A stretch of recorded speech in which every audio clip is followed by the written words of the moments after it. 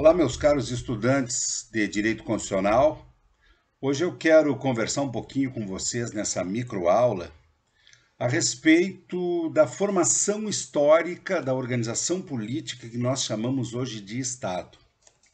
E a função desse estudo sobre a formação histórica do Estado reside na necessidade de compreender essa formação para poder entender, no plano do direito constitucional, a relação entre a formação do Estado e o constitucionalismo e a produção de constituições como os documentos centrais dos sistemas jurídicos que organizam a estrutura política, a estrutura estatal e a estrutura social da modernidade e dos nossos dias contemporâneos. E eu começaria trabalhando com vocês a partir da seguinte metáfora. Os contratualistas, que foram pensadores no campo da filosofia política do final do século XVII e fundamentalmente do século XVIII, e cujas principais expressões, cujos principais nomes são Thomas Hobbes, o famoso autor do livro Leviatã, John Locke, dos dois tratados sobre o governo civil, ou Jean-Jacques Rousseau, do famoso livro O Contrato Social, que inclusive dá nome a essa tradição teórica de pensamento sobre o Estado no terreno da filosofia política, pois esses autores, quando tentavam explicar o fenômeno do Estado, ou quando tentaram explicar o fenômeno da formação do Estado, eles partiram de uma metáfora, que era a ideia do estado de natureza. Pois o estado de natureza, na construção dos contratualistas, era um estado inicial da formação das sociedades humanas, em que os indivíduos tinham as máximas possibilidades, ou todas as possibilidades, de expressão dos seus desejos. Em outras palavras, trazendo para o campo da filosofia política e para o campo do direito constitucional, os indivíduos tinham a liberdade total, ou seja, eles poderiam fazer o que bem entendessem, sem qualquer espécie de limite. Pois a saída dessa forma, diríamos assim, de uma democracia anárquica, em que todos podem fazer o que bem entendem, pois essa saída desse estado de natureza para uma sociedade civil organizada importou, segundo as diferentes teorias do contratualismo, uma redução nas possibilidades de atuação dos indivíduos, ou seja, uma redução no âmbito de liberdade dos indivíduos. E essas formas, eu não quero entrar agora nesse detalhamento, variaram de Thomas Hobbes para John Locke, para Jean-Jacques Rousseau, variaram. Como se fez isso? Né? Mas, bom, a questão central que eu quero aqui colocar é que houve a passagem, no pensamento contratualista, de sociedades que eram monárquicas, sem limites à atuação dos indivíduos, para sociedades organizadas com limitação. Essa metáfora serve para explicar o surgimento de um contrato, diríamos assim, entre aspas, entre os indivíduos que habitam determinadas comunidades, para possibilitar uma convivência ordenada e uma convivência controlada. Ou seja, se criou um espaço público, a ideia é essa, pelos contratualistas se cria um espaço público, variando de autor para autor as concepções do que seria esse espaço público, para controlar os excessos das manifestações, das ações e das liberdades, dos desejos dos indivíduos considerados atomizadamente. Essa é uma metáfora que é interessante para explicar o surgimento das formas de organização política, das formas de ordenação social e das formas de controle social que aconteceram ao longo da humanidade. É preciso destacar, preciso pontuar, deixar claro que a metáfora do estado de natureza e a passagem para uma sociedade civil organizada não se baseia numa sociedade concreta especificamente ou em fenômenos concretos que aconteceram. Foi uma construção metafórica para dar suporte a uma construção teórica. Mas, concretamente, historicamente, o que nós observamos? Nós observamos que há uma passagem de sociedades menos organizadas, menos ordenadas, com menos controle sobre os indivíduos para sociedades com uma forma de organização mais sofisticada e com uma forma de organização, de ordenação e, portanto, de controle mais complexas. E essas formas de organização, essas formas de controle, estruturam o que nós chamamos de Estado. Porque a forma de organização política, a forma de organização administrativa e a forma de organização jurídica, que hoje nós chamamos de Estado, essa forma, ela é, na verdade, uma forma que é típica da modernidade, e essa forma histórica, na verdade, ela é, diríamos assim, uma síntese de grandes formas de organização política, cujas implicações, o que significa a organização política, o que significa a ordenação de uma sociedade, o que significa o controle social. Em primeiro lugar, significa formas, ou pelo menos em tese deve ser assim, são formas em que determinadas comunidades, determinados grupos, eles se organizam, né, formas históricas de organização para superar estágios de anarquia social. Então, essa é a primeira grande questão.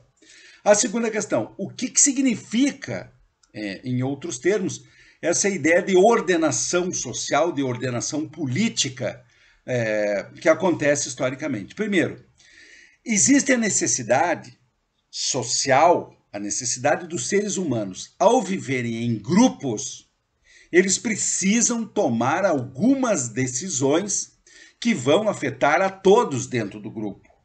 Eles precisam tomar algumas decisões que são necessárias para estabelecer um mínimo indispensável de controle para que os indivíduos possam conviver de forma grupal, de forma coletiva. Então, a primeira grande questão dessa evolução das organizações políticas e das organizações jurídicas, que nos dias atuais nós chamamos de Estado, é uma racionalização, uma organização dos processos públicos de tomada de decisão. E assim foi, por exemplo, com os gregos, assim foi com os romanos. Então, os gregos, sentindo a necessidade de organizar o seu processo de tomada de decisão lá na Atenas de 5 séculos antes de Cristo, eles faziam uma reunião na praça, alguns indivíduos podiam participar e esses indivíduos tomavam as suas decisões. Assim como foi, por exemplo, na Roma, diríamos, republicana, em que haviam corpos colegiados de determinados indivíduos da sociedade, geralmente grandes proprietários, assim foi na Grécia, assim foi em Roma, eles se reuniam para tomar as grandes decisões que iriam afetar a todos dentro daquele espaço geográfico e político, dentro daquele espaço geopolítico que era o espaço das cidades. Então, a primeira grande situação é essa, né? A primeira grande situação de organização política, de ordenação das sociedades, implica no quê? Implica na organização, na racionalização, no controle do processo de tomada de decisão.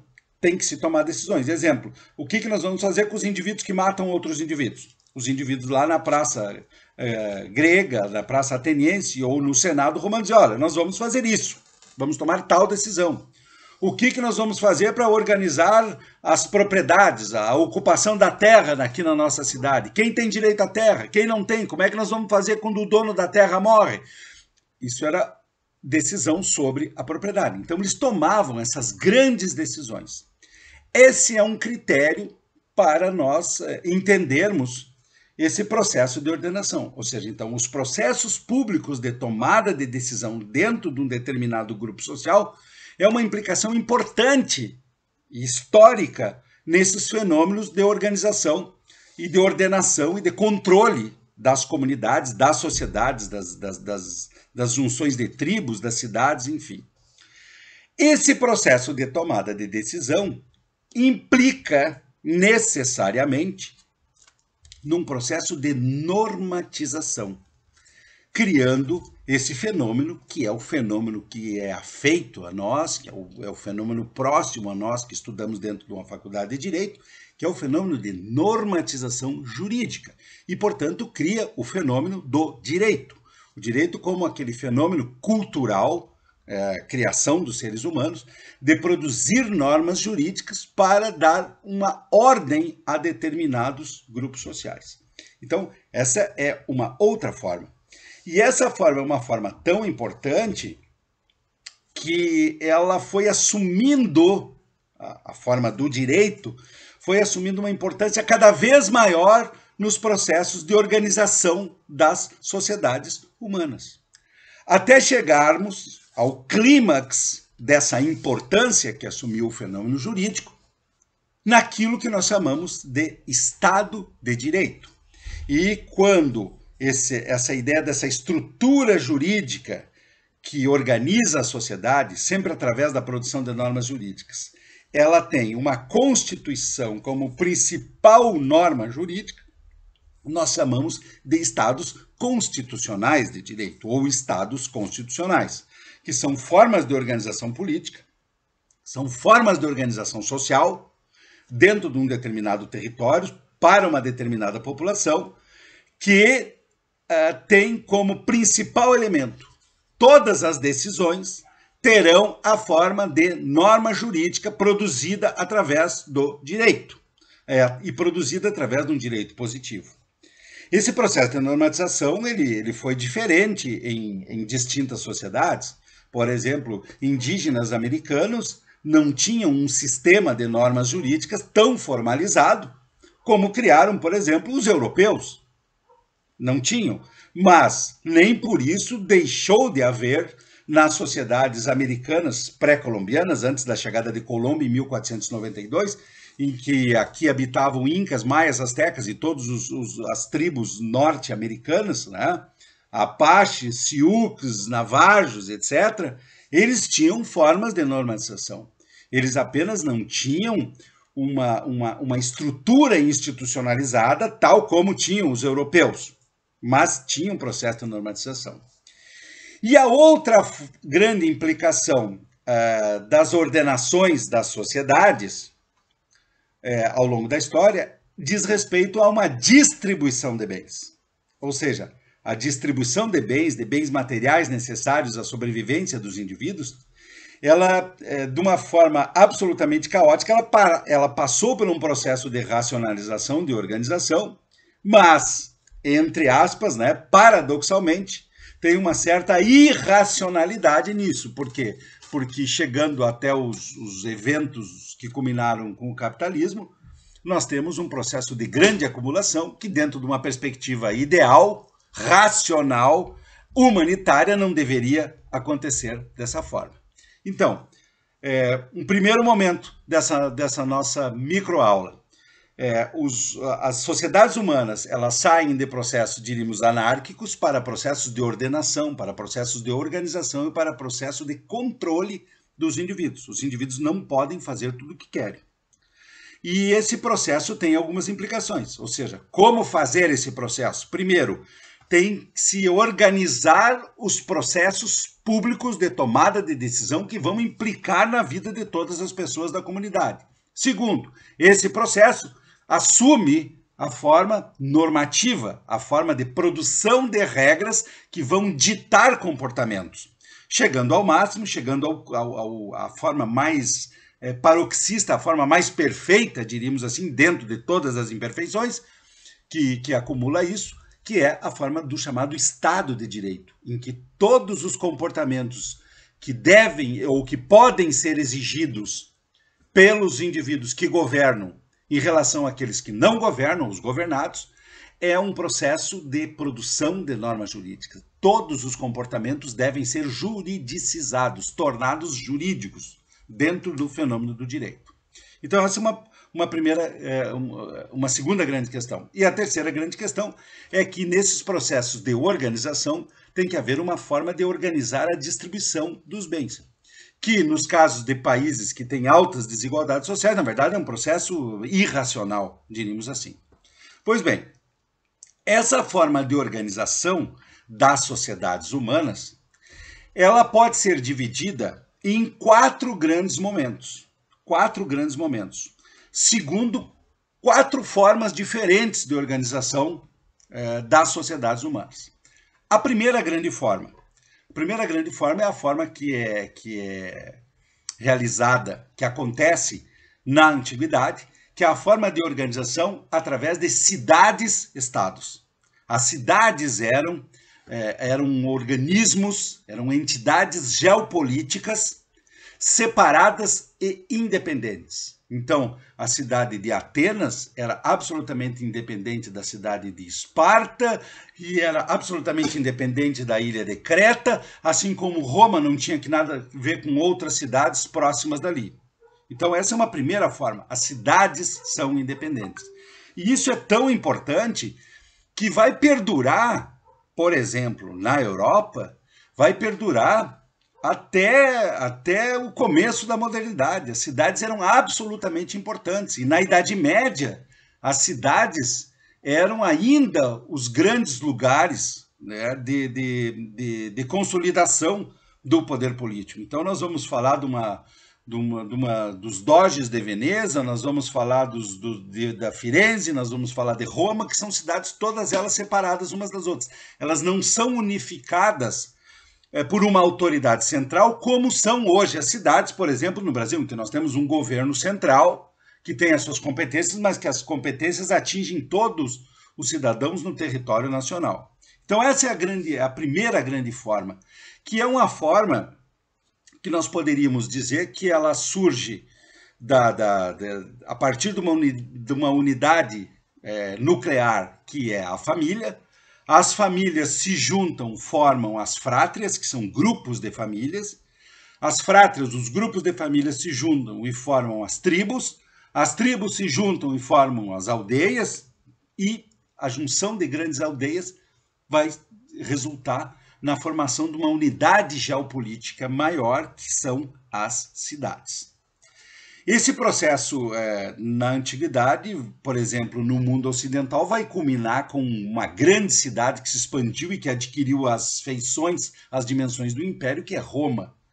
E a queda de Roma, em 476 depois de Cristo, essa queda de Roma representa a fragmentação da Europa em pequenas unidades, que vai dar origem à segunda grande forma de organização, e nesse caso, na Idade Média, do século V até mais ou menos o século XV, é uma forma de desorganização, é uma organização com um des entre parênteses no começo, né?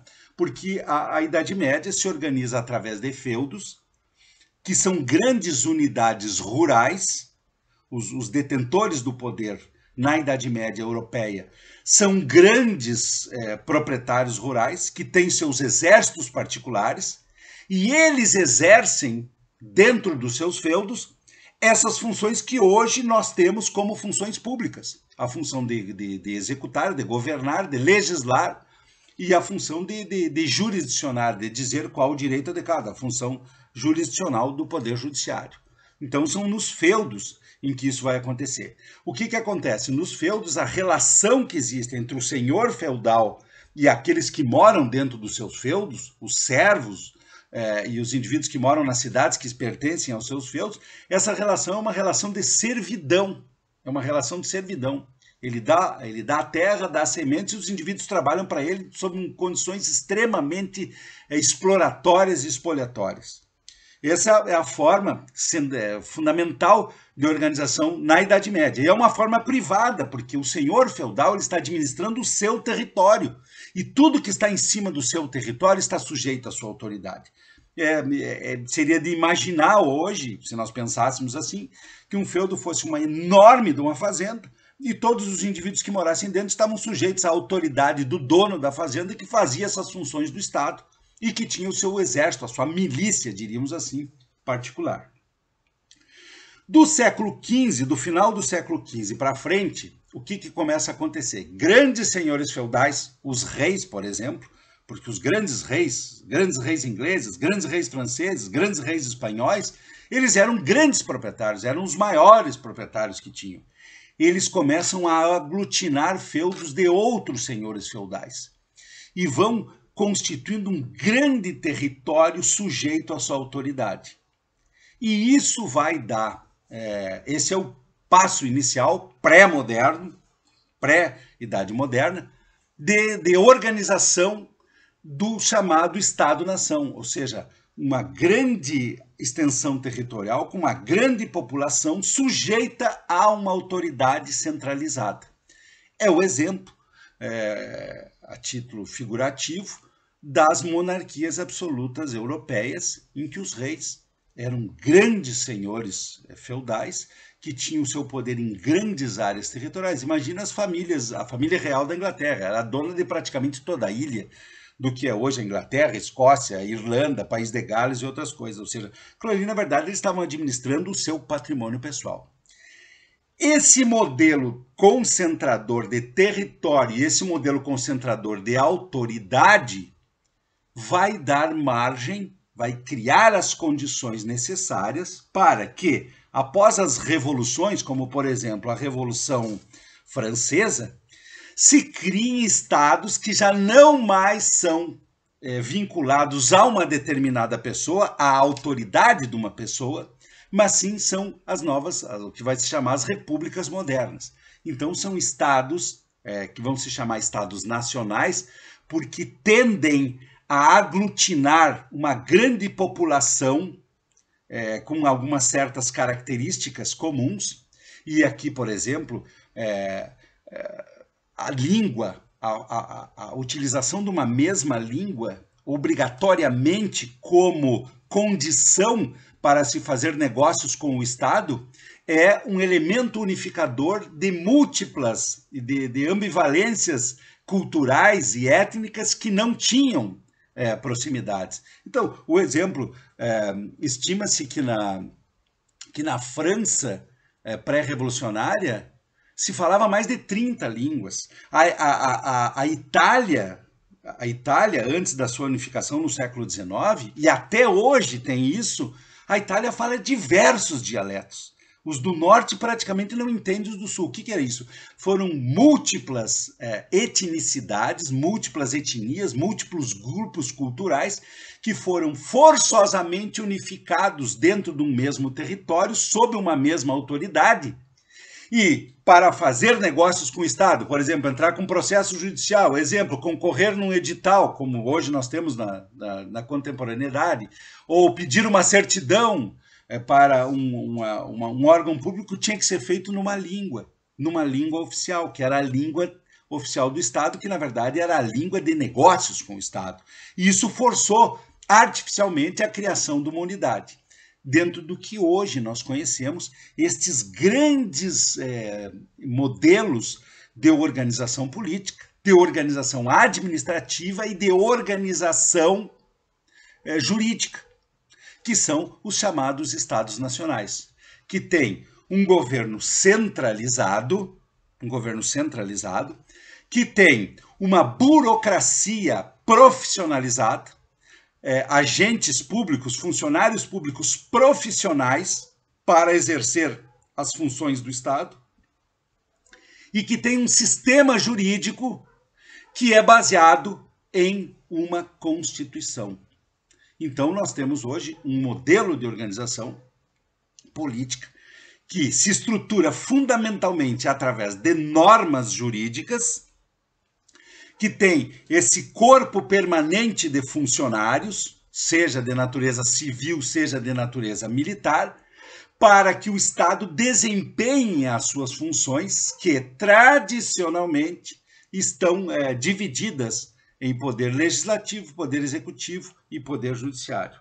Então, esse percurso, na verdade, esse percurso histórico de organização política, saindo das cidades-estados na antiguidade, passando pelos feudos na Idade Média, passando por esse período pré-moderno, que vai do final do século XV até parte do século XVIII, que é o período das monarquias absolutas, em que vão surgir esses estados, diríamos assim, essas organizações políticas sobre grandes territórios, grandes populações, com autoridade centralizada, e que vai desaguar no que hoje nós conhecemos como Estado de Direito. Ou seja, a nossa forma de organização moderna, contemporânea, é uma forma em que há uma primazia do direito.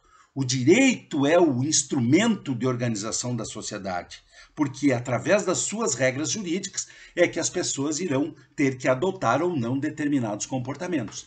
E nessa forma de organização tem uma lei, que é a espécie de lei de fundação da sociedade, lei de fundação do Estado, que é a Constituição, onde estão as principais decisões políticas, onde se traduzem as principais forças que detém poder numa sociedade, mas que hoje, nos modernos estados democráticos de direito, tende a ser um elemento de mitigação, de suavização da influência dos poderes, dos poderosos sobre o restante da população.